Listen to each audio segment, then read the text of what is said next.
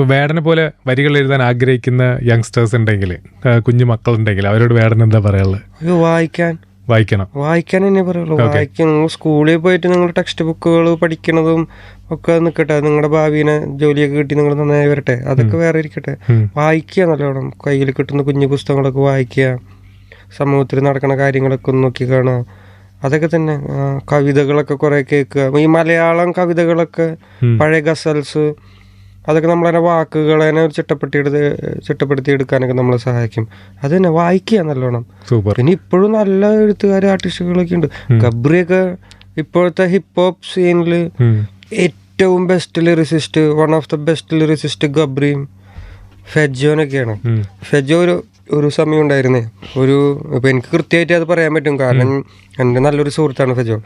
നട്ടപ്പാരയ്ക്കൊക്കെ പുള്ളിക്കാരൻ്റെ ഒരു പാട്ട് മറന്നു പോയിട്ട് പുള്ളിക്കാരനെ ഫോണൊക്കെ വിളിച്ചു ചോദിക്കും, മോനെ ഈ പാട്ട് ഏതാന്ന് പറഞ്ഞു തരുമോ, ലൈൻസ് ആ പാട്ട് ഏതാന്ന് പറഞ്ഞുതരാൻ വേണ്ടിട്ട്, അത് കേൾക്കാൻ. ഞാൻ പാടില്ല. ഫെജോനെയും ഗബ്രീനെയും ഞാൻ സ്റ്റഡി മെറ്റീരിയലായിട്ട് പിള്ളേരെ കാണിപ്പിച്ചു കൊടുക്കുന്നു.